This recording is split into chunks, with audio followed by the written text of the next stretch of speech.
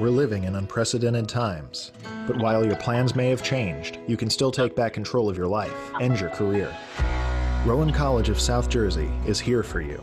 Although we're not together physically, we are together in spirit and working towards a singular goal: student success. During this uncertain time, RCSJ is helping to meet the needs of our students. One thing is certain, we're still here for you. Visit rcsj.edu to register for summer and fall classes. Welcome to Rowan College of South Jersey's second student-centered virtual town hall. I'm Josh Piddington, the college's Vice President and Chief Information Officer, and it's my privilege to moderate today's town hall. I want to thank Susan Nardelli and Joel Davidson of our marketing department for creating that wonderful video that really does represent the values and mission of Rowan College of South Jersey. I also want to thank our Chair of the Board of Trustees, Jean Concordia, for attending today's session. In just a few moments, you'll hear from our panelists, which consists of Dr. Fred Keating, our college president, Vice President and Provost, Dr. Brendan Rickards, Vice President and Chief Operating Officer, Dominic Bersicelli, Vice President of Student Services, Judith Atkinson, Dr. James Pacone, Vice President of the Cumberland campus, and Dr. Sue Hall, the Dean of our Nursing and Health Professions Division. You might be wondering, how do I ask a question? Our goal is to make this as simple as possible. So please look for the chat button. Click or tap that button to send us your questions. We'll do our best to answer all of your questions during this town hall, but if we run out of time today, we promise to answer those questions either through email or through our FAQ, which is located at rcsj.edu/coronavirus. If you go there, you'll find a lot of very useful and helpful information during this time. Finally, we are recording today's town hall, and we will make it available from our website. Once again, I thank you all for attending. It is now my pleasure to introduce the president of Rowan College of South Jersey, Dr. Frederick Keating. Thank you, Josh, and good afternoon to everyone. As Josh mentioned, this is our second town hall meeting, excuse me, to inform the student body primarily about the status that we are in with regard to the college operation at this very confusing, challenging, and critical time. First, let me express that I hope that this conversation finds each and every one of you safe, and that you and your family are able to work our way, as we all are, through this pandemic situation, that we're all looking and praying for this light at the end of the tunnel. But as the college of your choice, and we're proud to say we are, please keep in mind that your safety and our relationship as it connects to your family is what is first and foremost in the minds of those who are running this college with regard to our decisions. Please keep in mind that the decisions that we are going to talk about more today and that this panel will specifically address are being somewhat carved out by other parties. The federal government with regard to the consideration of what's known as the CARES Act, of the financial relief to the institution and the student, and the rules that money must be distributed under. And secondly, keep in mind, certainly the governor of New Jersey, who speaks daily with regard to executive order that really oversees the behavior and the opening and the operation, or the consideration of opening and the operation of the college as part of the government oversight. So recognize that as much as we are trying to, navigate this with, your focus in mind, we are somewhat endorsed or controlled by the view of state and federal leaders, and that we have to work within the confines of those decisions. So as we talk today and the questions you have posed will be answered by the panel, we will continue this dialogue on a more frequent basis to hopefully guide you through the questions and answers you need to make a decision about your education with us and your future. If I may just add a personal note as the president of the college, keep in mind we all know that we are living in very uncertain times. And the literature that you read in the newspaper or talk to your friends and your family, that each and every one of us is in total, I'll say, confusion with regard to the options and the choices that lie ahead, because the conditions and the variables literally change daily. I used the word resilience the last time, and I'd like to use it again. I remind myself each day and the people that I work with to try to make these decisions that we are looking at this idea of be resilient. And that's what we're holding out to you, that all of us stay strong and stay resilient. We will get through this. The trick is going to be to get through this in your best interest with as minimal scar tissue as we can. Please do not let this pandemic, as large and as aggressive as it is, with this significant disruption, end your dream of a higher education and a college degree. I can only reemphasize it enough. Be resilient and fight through, because this dream cannot die in this pandemic. You can't let it die. We won't let it die. And we will work with you side by side to get you through. We're asking for your trust, as hard as that may be at this time, to understand that we don't take every consideration into mind to try to find a way to lead you, and lead ourselves, for that matter, through the situation and all the chaos that it brings to our society at this moment. We will get to the other side. There will be light, and we will be able to put together so that your dream does not die. So just please focus on that. We are working every day and every hour behind the scenes, and I can assure you that every individual who is employed by this college and the board of trustees that govern us, we are spending hours and hours into what if, how could we, and how do we get this done. We have a very simplistic end game to get you to the degree and to continue your educational path to it, recognizing that we will first and foremost protect your safety and our safety as we do it. So therein lies an awful lot of questions and confusion. So let me just summarize my points quickly and allow the committee to take up your specific questions. First of all, as we now enter the end of the spring semester, we have continued to tell you in as many ways as we can for each and every student to do their part to connect to the faculty member that is teaching the classes that you are enrolled in today. It is incumbent on you as well as on us to have a strong exchange of communication, that we cannot lose each other in this darkness. So my encouragement for you today, as you now get ready to go into the final phase of this spring semester, which is going down in history.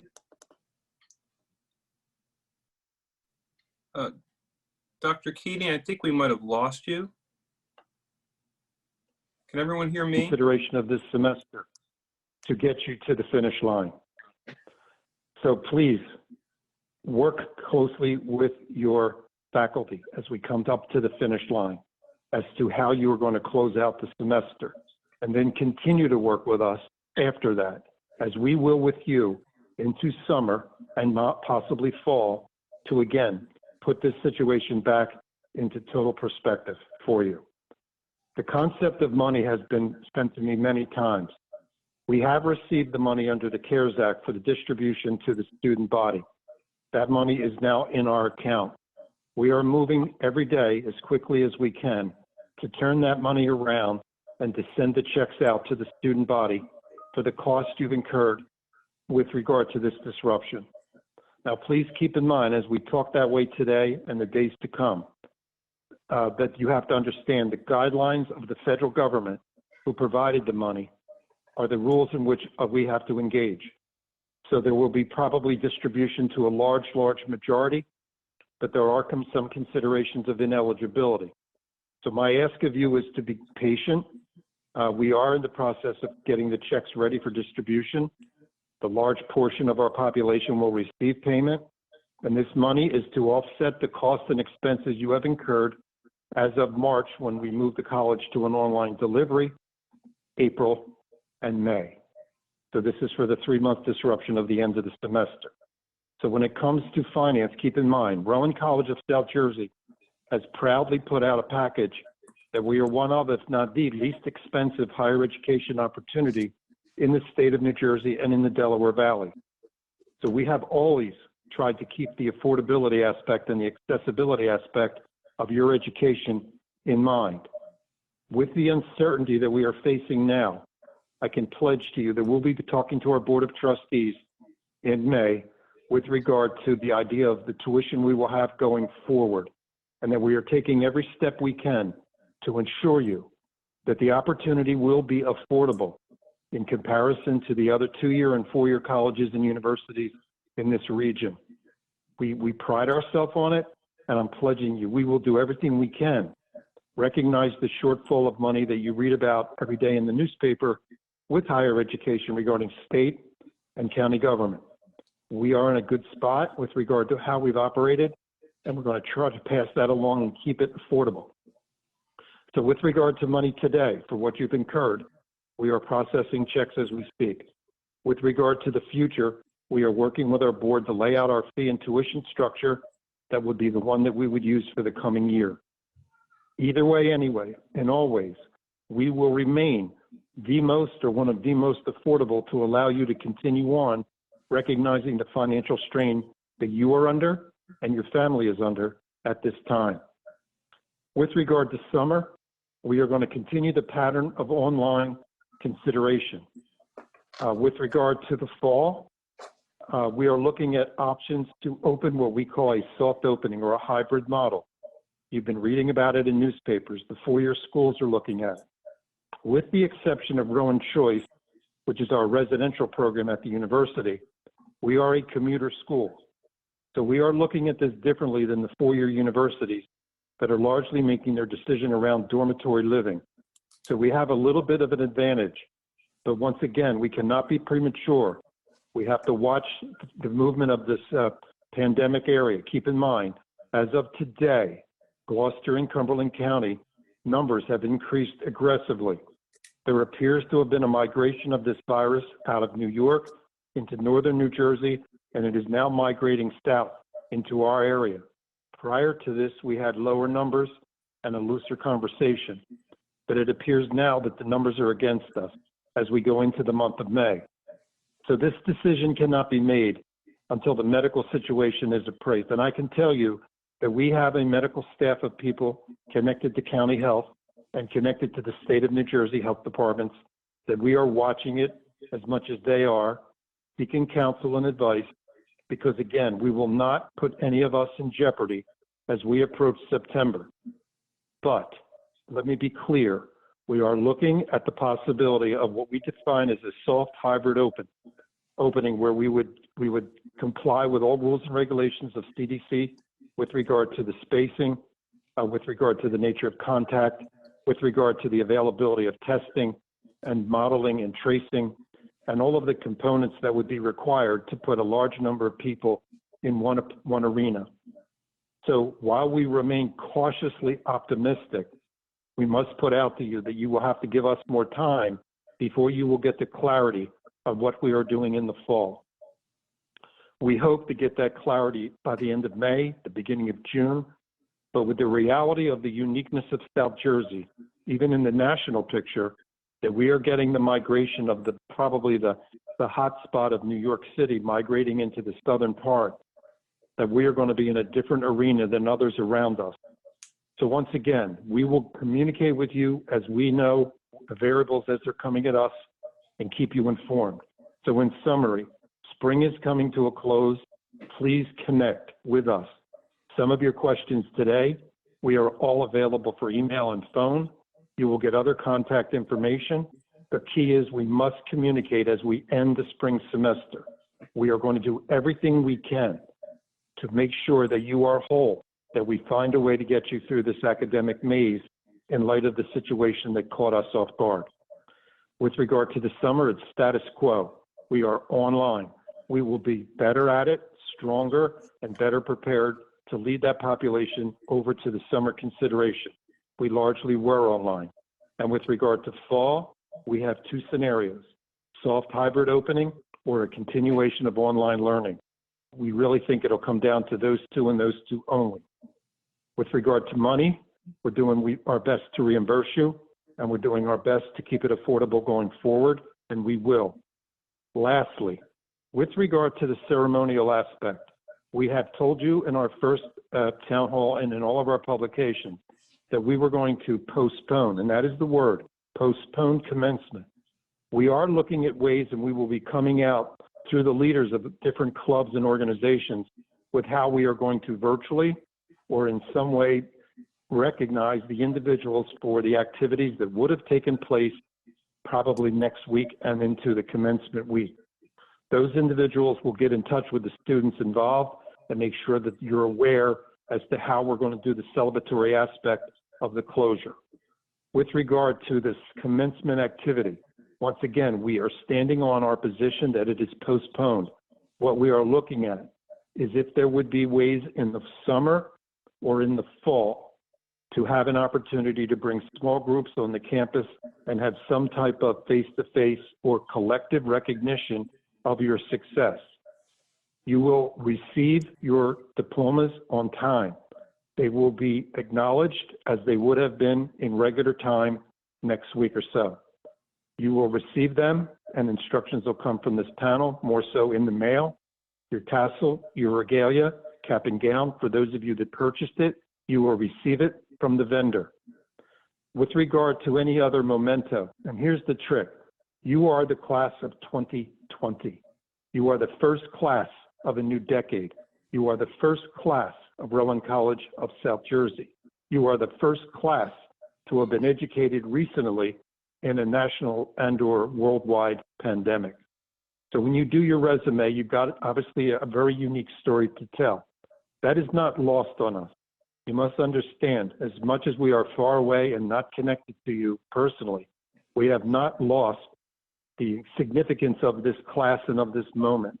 And we're going to do everything in our power to at some point put this together where it gets its due justice. So with regard to commencement, it is postponed. We have elected not to go virtual because we believe that that is not the way to recognize a class of this kind of significance. We're holding out hope for summer and/or fall consideration of a reentry of people to the campus and some kind of rule of oversight that we can recognize you if we do it in small number, by division or by group of something. We know that large groups are still going to be problematic through summer and fall. We're looking for a way. We're even looking at the option of next year having a dual graduation. It's extreme, but just allow me to put it out there. That's how much we're thinking about how we can put this together to graduate the class of 2020 and the next day graduate. No, we did not forget you. My plea to you as I turn this over to the panel is that recognize we have not forgotten you in any way, shape, or form. We're looking at every aspect of academics. We're looking at money. We're looking at logistics. We're looking at reopening, all guided by things we cannot control right now. Bottom line, we are going to make these decisions and keep you informed and keep you into the conversation. We are working and talking to the student government leadership of Gloucester and Cumberland to try to make sure we have the student voice in this equation. But we're doing this with one thing. I have to stress to you one thing. Please trust and understand. Every decision we make will be strongly vetted with you and for you in the arena of safety. I cannot express to you enough that we are not going to be motivated by political pressure. We are not going to be motivated by the financial consideration. We're going to be motivated by what's in the best interest of the student body and the people that work for our college. We will find a way through if we stay together, but recognize we are in uncertain times with very few answers, and the clock does not stop. So let me end it there. Again, I'll close where I started. Please remain safe. We recognize the stress you are under and your families. We recognize the employment and the unemployment situation, the daycare consideration, the fact that the public schools are closed with regard to child support and child care. So we know the variables are many, and I can only assure you we have not looked at everything. Please don't think for a moment that we are just sitting back and throwing decisions at a dartboard. We're doing everything in our power to make sure that we keep you intact. So hopefully that will give you enough reassurance. This panel will give you clarity of question and answer, and we'll do this again and keep you informed. And please reach out to us at any time, any person. And if they don't have the answer, we'll go until we do. But that's the way we see it as we approach May 1st. May will be a very interesting month. So again, be careful, be safe, take care of your families first. Do not let your dream die. This is the time when if you're not resilient, dreams go away, and you can't let it go away. Please keep it in front. Don't let go. I know it's difficult, but we can get you through it, and we will get you through it. So thanks for the call-in. I'm going to turn this back to the moderator, to Josh, and to the panels to be more specific. But once again, please understand, we are keeping you informed on every decision we make, as complex as they are, We are not losing you in this conversation. We never will. So thanks for the call in. Stay safe. And I hope to eventually meet you personally and hand you some aspect of the success for those of you graduating. For those of you coming back, do not let your dream die. Do not let your dream die. Thank you for calling in. Thank you, Dr. Keating. I actually have a two-part question. It's going to be for you and for Dr. Rickards. The first is we do have a lot of students that have asked, you know, online isn't necessarily, I don't know if online is exactly right for me. And my second question to you, Dr. Rickards, is going to be if you could talk about the difference between online classes that we had in the spring and then what we're going to have in the summer and in the fall, you know. But before that, Dr. Keating, some of the questions coming from students are, should I take a gap year because I'm not comfortable with that? And I thought that you could probably answer that question for a lot of the students. What is your recommendation as the president and somebody that's been in education for decades? Well, thanks for the opportunity. The literature that we're reading now is that many students and many families are basically taking what is being called in the press a gap year, where you literally want to say, look, I'm going to sit this out and let this pandemic go by, and then I'll enter or re-enter college education. As a parent, as a grandparent now talking to a graduating high school senior, and as the president of the college working with this conversation every day, I strongly, strongly encourage you as part of the Don't Let Your Dream Die, that you not get into this gap concept. Number one, it's going to delay the completion, and your entry into the job market will be pushed back, and your loans will not be pushed back. So the idea of end game of getting to completion so that you can enter workforce and get on with the payment and life with regard to job, family, and housing security, I would not postpone. I think that when you're looking at the decision you've made of Rowan College of South Jersey, you're looking at the most affordable. And soon we will clarify in a moment the difference between, you know, the online aspect that we're in now and the one that we're looking at with regard to a hybrid or building a new model for the future. But this literature that's going around in the newspaper articles about gap year where individuals are going to sit it out, you can continue. We are building a college around the concept of ease of continuation and affordability and accessibility.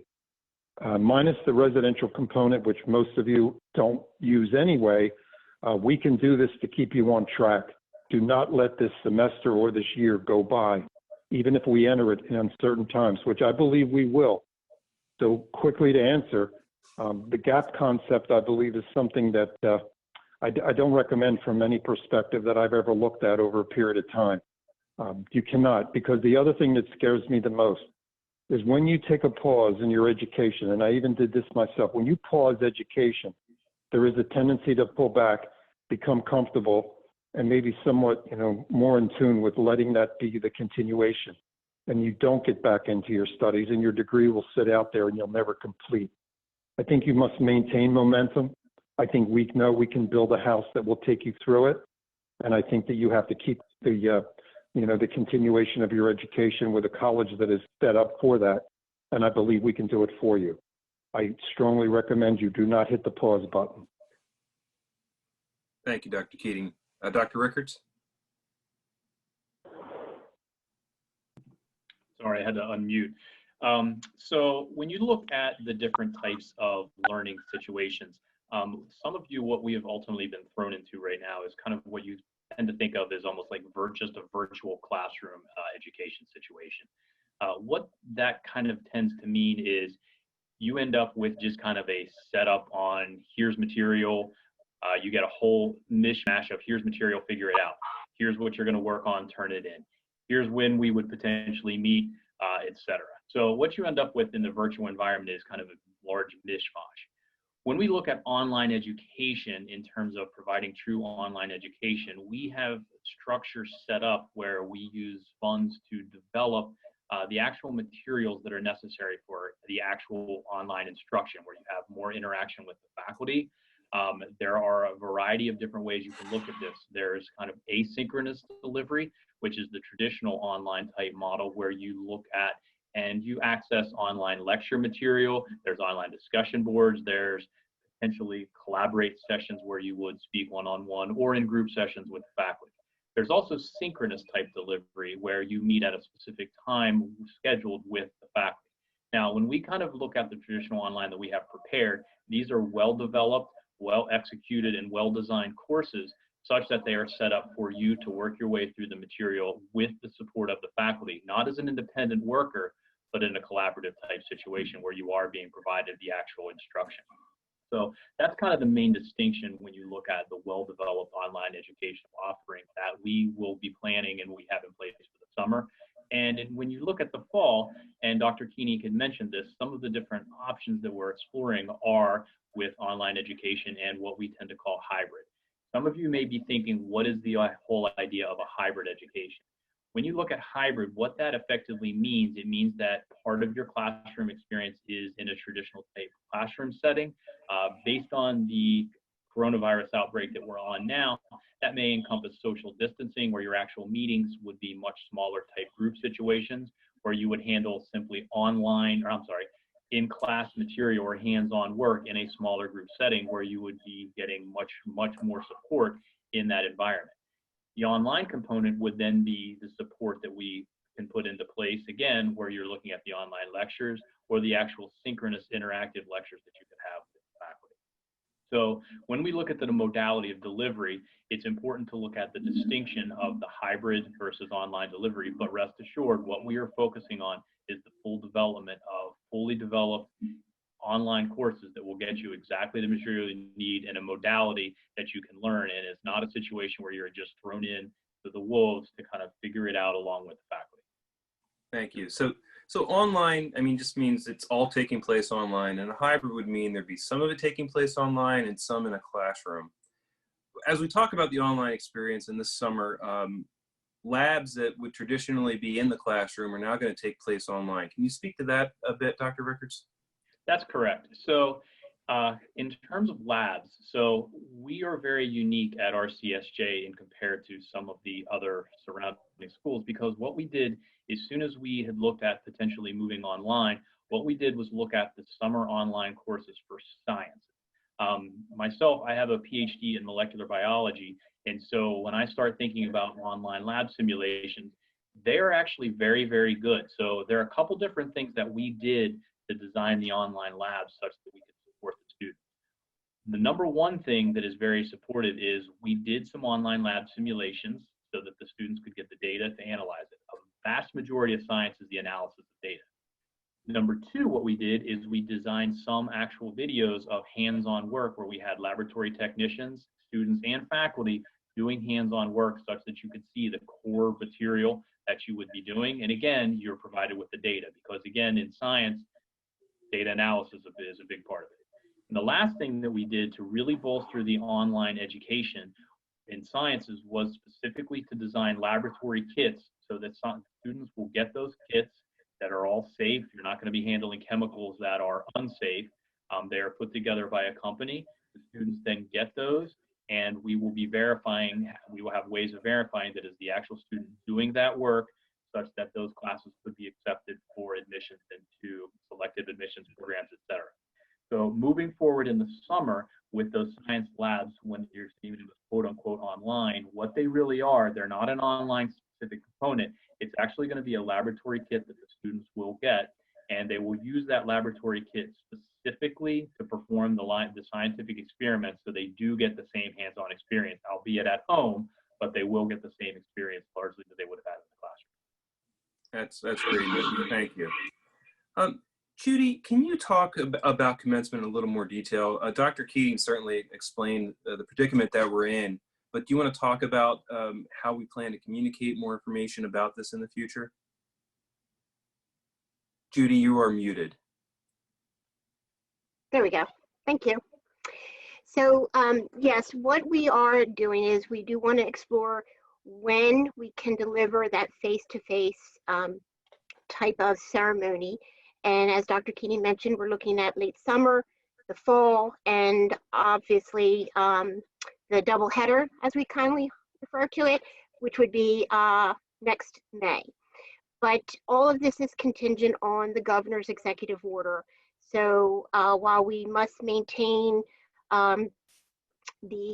social distancing and all of that, until we are free to not have that stay-at-home order any longer.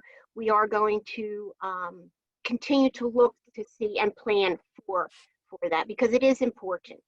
The smaller ceremonies, we are looking at making sure that the graduates receive their honors, their graduation honors, the regalia, and so forth, working with the vendors to make sure that they can be sent directly to your home.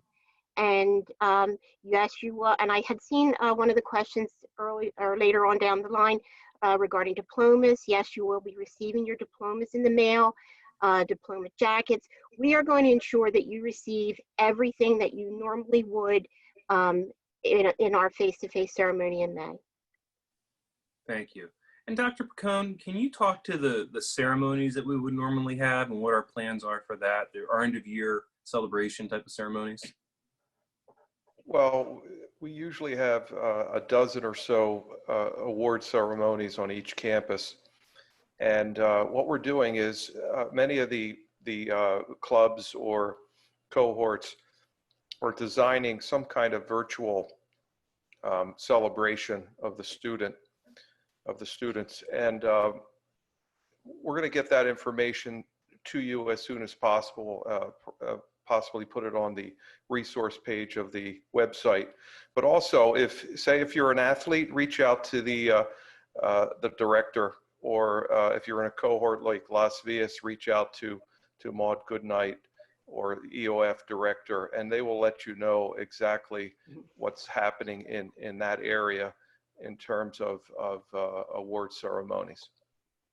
Thank you. I believe our wonderful student services department and student life departments are also going to be mailing out a postcard in the very near future about commencement.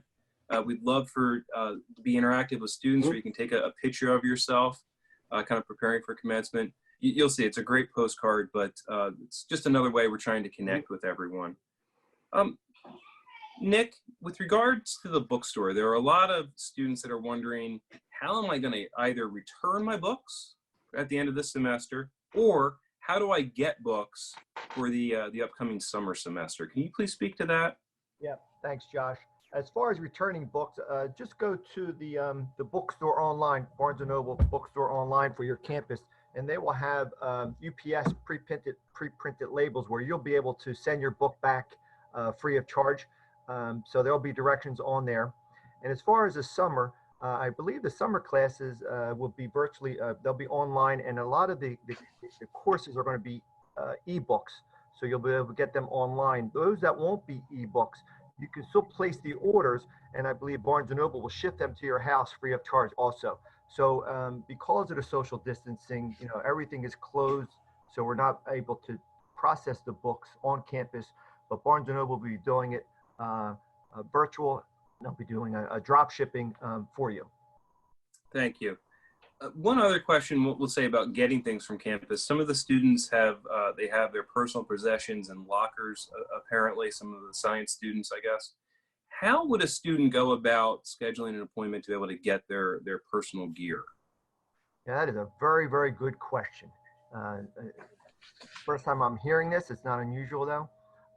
Let me really do some research on this, because as you know, the campus is closed, the social distancing, the opening up of the rooms, the sanitizing of the rooms once you're in there.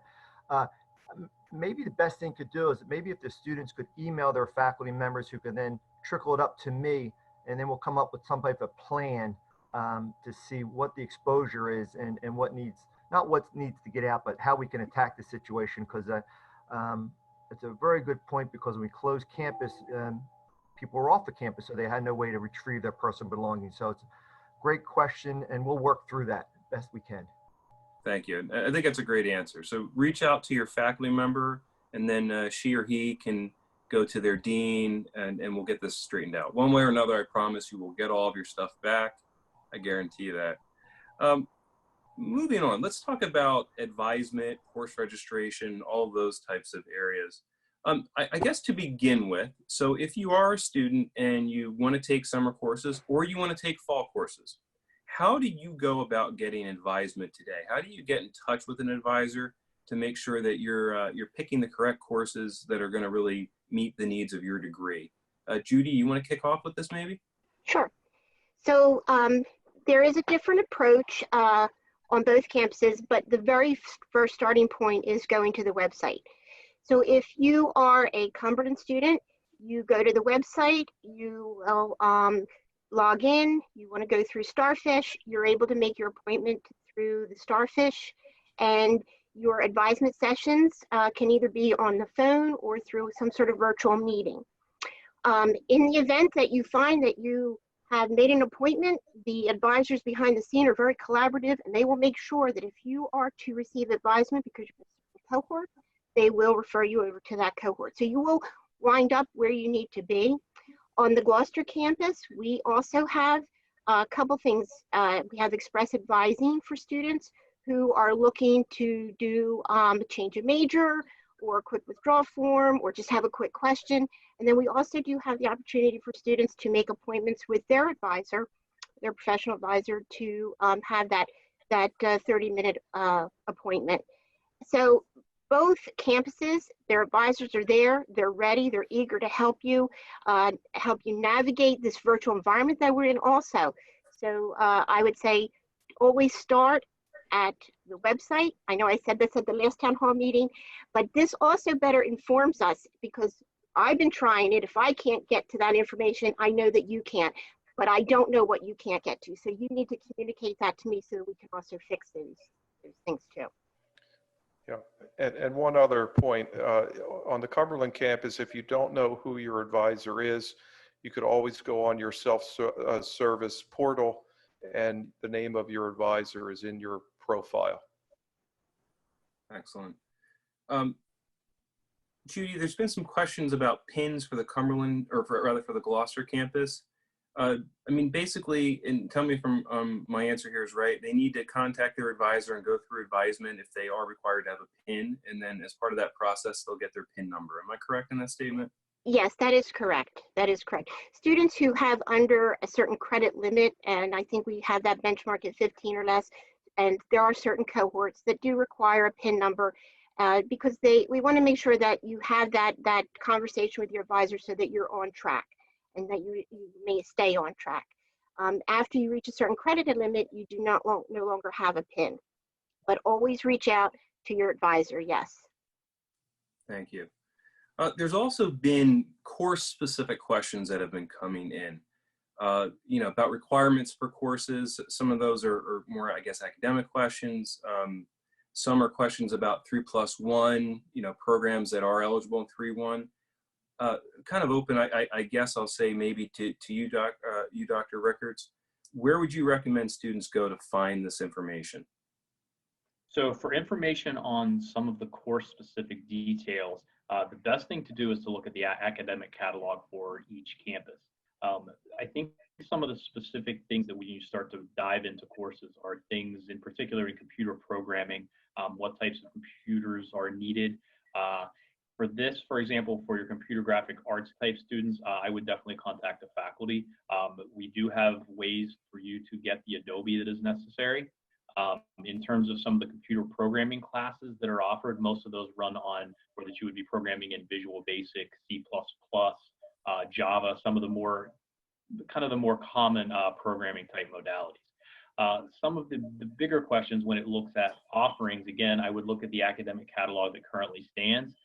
Some of you may have heard of new 3+1s that are coming as well.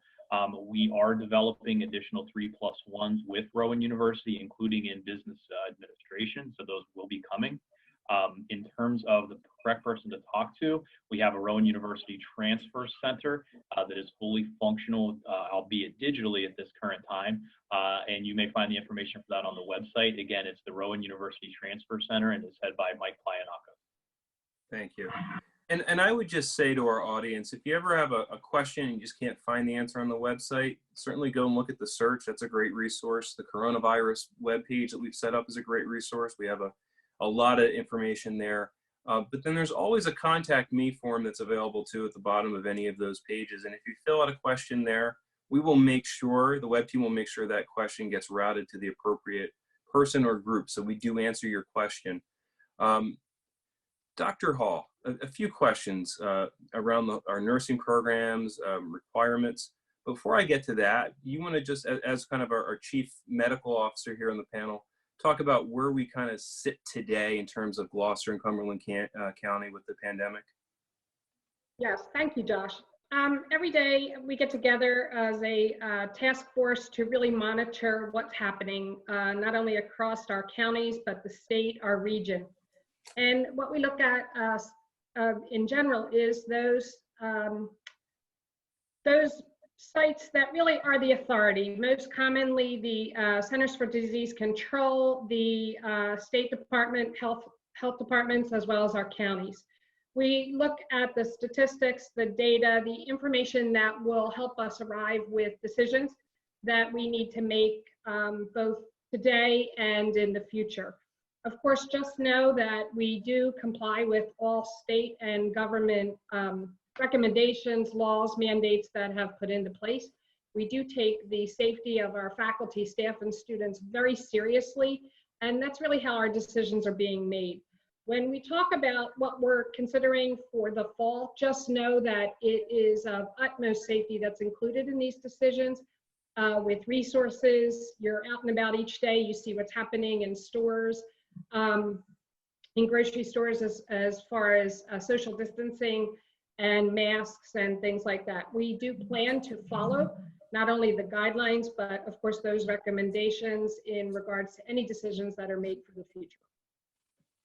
Thank you very much. So when we talk about all the various programs that are housed under your division, we've had a lot of questions come in around testing. So having to take the TEAS test or the HESI test, if it's not available for a student to take today, what are the guidelines, the time frame around that? Is there another way that a student can get into these particular programs without taking those tests? That's the general field of questions out there right now. So this selective admissions testing is totally separate than the college testing in regards that it's a system set up for those candidates who wish to apply. And there's a variety of testing requirements for each individual program. Currently, right now, no decision has been made for the nursing program on the Cumberland campus, and that's where the TEAS is involved. The Gloucester campus, nursing, DMS, nuclear medicine, candidates have all been selected because those packets were due in early March before the closure of the college. So my recommendation for those students who are wishing to apply to the radiography and nursing at Cumberland, just keep watching the website. As I can say is we're talking to the testing leaders at Cumberland and what we can do in regards to online proctoring. So just keep watching that for Cumberland. Where we're going in the future, and I know there's been some questions come in for the LPN to RN, specifically at the Gloucester campus. And first I have to say to you, congratulations on your decision to progress in your professional career. I'm indebted to the institution as I went from the LPN to RN at what was known as Gloucester County. So I am forever grateful for that opportunity. As Dr. Keating said, hang on to your dreams, don't let them go. I can personally speak that for the LPN to RN, the hardest part is getting started. So I am committed to helping you with that progress, as are the rest of our folks at both the Gloucester and Cumberland campus. There are information session dates posted on the Gloucester campus for the LPN to RN track. Just know that those information sessions will happen. We are currently planning to do it virtually, so there will be no interruption in what we're required to do regarding our social distancing at this time. So pay close mind, those dates and times, they will happen. We have these plans in place, and I am your biggest cheerleader for continuing on in your profession. So we thank you for what you're doing with your nursing career and keeping our patients safe and our community safe. And we look forward to working with you throughout the application process. One other question that's come in around the PTA program. So apparently a student's applying to the 2021 PTA program, And when do you foresee the 2021 PTA program beginning?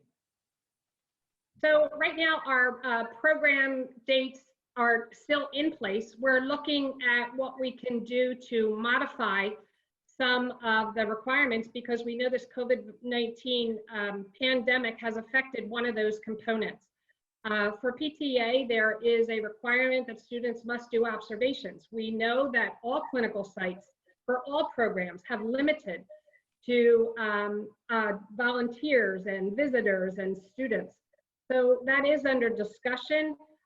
We tell you again to keep watching the website. We do have conversations regularly with our clinical partners, and we're trying to do the best we can, not only for our students who are enrolled to get back into clinical, but also for our students who are going to apply.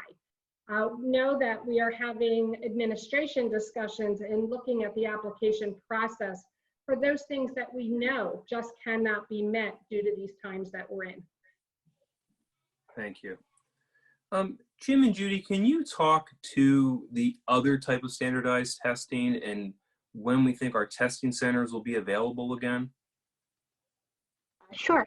The testing centers have been very actively looking in being able to still deliver AccuPlacer and looked into remote proctoring. So we're happy to say that starting early next week, both test centers should be up and running to be able to administer AccuPlacer. Now, with that said, the amount of students that would be able to, on one given time, be able to take the test has been severely cut back. And it is as a recommendation of the vendors that these be delivered in smaller numbers. So while, yes, we still will be open for business for testing, we will be doing it in smaller groups. Thank you. And where would a student go to find out about that once we do have it available? By the end of this week, the website will be updated with that information. Awesome. It'll be made, they'll go on and they'll make an appointment and schedule that time to be able to enter the test. Thank you very much. Dr. Rickards, there's been some questions coming in from students. They're worried that we're not going to have the same number of class offerings that we usually do in, say, the summer and in the upcoming fall semester. Can you give their students some reassurance and some guidance? So currently we are scheduled to have the same number of course offerings. I hope that that actually grows. I hope that we have more sections available. The more of you that come and enroll, the better. Our goal is to support you, again, not only in your safety and security, and we hope that you and all of your loved ones are safe and secure, but also to support you in your academic future. We have no plans currently to cut the offerings such that we could not get you to your end goal. Just like Dr. Keening had mentioned at the beginning, our goal is to keep you safe and sound, but also to help prepare you for your kind of future into the workforce. As you kind of look forward in where we stand with the pandemic outbreak, with us continuing to support your education and continuing to keep these course availabilities open, you almost effectively are gaining a master's degree in your ability to adapt. When you go to apply for your positions, like Dr. Keating had mentioned, you would be the class of 2020 or 2021 or 2022 for that matter from RCSJ, and you would have worked your way through something that none of us could have ultimately imagined. As a college, we're committed to providing the opportunity for you to be successful, so we are continuing our offerings over the summer as well as the fall. And one of the dedicated things to that was the work that our STEM department put in on both campuses to develop those types of online labs such that they could then consider and go right through. So when you start thinking about your future, the future of your loved ones, the future of any of your siblings, we feel that we are supplying the best academic offerings possible because we have set up the best academics that we can to support you as you make your way through for your future. Thank you. One more question that just came in. I think it's a good one, and I'll throw this out to whoever wants to answer it. So let's say that you were a student or you had a brother and a sister, and they were originally going to go to an Ivy League university or a well-known institution like Rutgers. But now, just because of their uncertainty of the world, maybe because they're afraid that their classes are going to go completely online at those other universities, why should they come to RCSJ instead? So I'll start on that. So For those of you that don't know me, my background, my doctorate degree actually is from an Ivy League institution. When you go and attend different courses at some of the four-year and Ivy League schools, the main difference that you end up with education-wise isn't so much the knowledge of the instructors, it's the dedication of the instructors to provide the instruction. At a two-year school such as RCSJ, our instructors and our faculty are extremely dedicated to teaching the material. They may not necessarily be as interested in learning the research behind everything. They may not be as interested in doing the actual hands-on research, whether it's science, mathematics, or in the humanities, or in the performing arts. However, they have the knowledge and the skills that every single person that has ultimately completed those graduate programs have. But what they definitely have at RCSJ is they have the knowledge and the love for teaching. That's the kind of thing that makes RCSJ stand above, in my opinion, the 4 years, as well as the Ivy League schools and universities, because of the dedication to teaching and the dedication to getting students to the finish line. So what you end up with education-wise at RCSJ, in my opinion, is far superior to that for your first 2 years, because what you are starting with is you're starting with dedicated faculty who are very interested in teaching you, instead of having faculty that are much more interested in performing their research and training the graduate students at the higher level. So in my opinion, starting at RCSJ is the best choice that you could make, and it's the best choice that your families could make to start your educational pathway as you transition to your 4-year and potential graduate schools as you go. And lastly, the other thing that we have on our campus are smaller class sizes.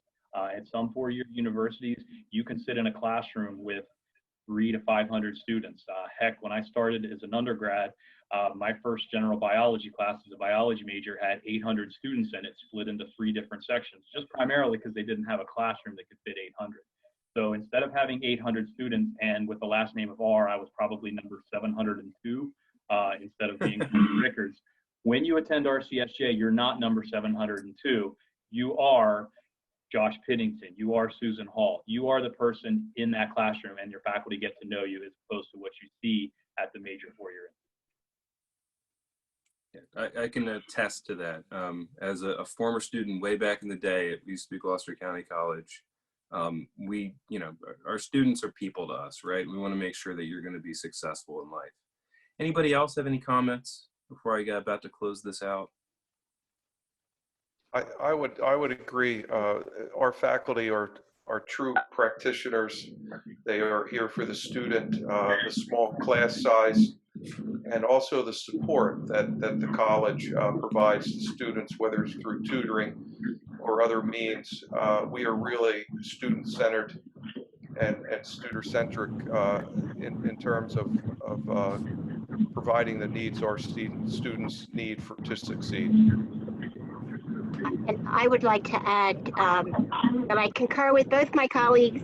We are number one, and the reason we're number one is we do have excellent faculty and we have excellent staff, employees that work at this college.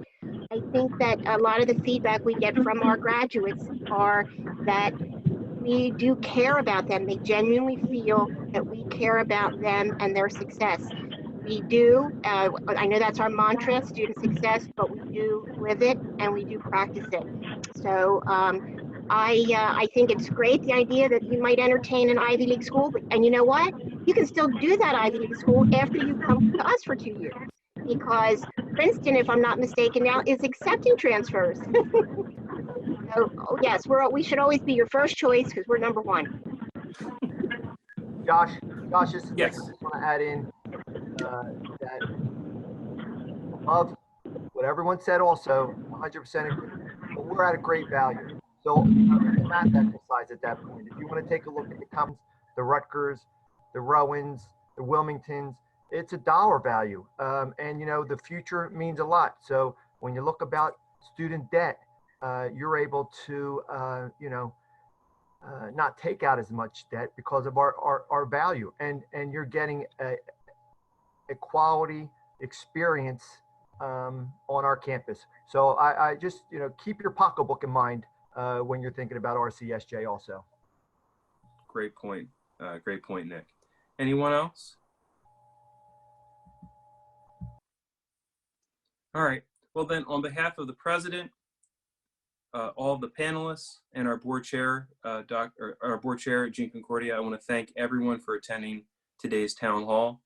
We promise we're going to have more of these. Communication and transparency is very important to our college, so I promise you'll see more of us. If we've not done so already, we will reply to your questions, or we'll answer them in the FAQ. And I hope it is clear how important you, our students, are to Rowan College of South Jersey. Every college decision really has been grounded in making sure that we create a safe environment while continuing to offer a fabulous education. And to that point, there is a student survey that was sent out a little while ago, about a week ago. We're going to, if you lost the email or you lost the text, don't worry, we're going to send you another one. And if you filled it out already, just ignore that. It is anonymous, so I don't know that you filled it out already. But we really do want your input so we can make sure that as we continue to grow as a college, we do so in a way that is student-centric. So again, thank you very much. Remember, we're in this together to beat this pandemic. Godspeed and have a great afternoon, everyone.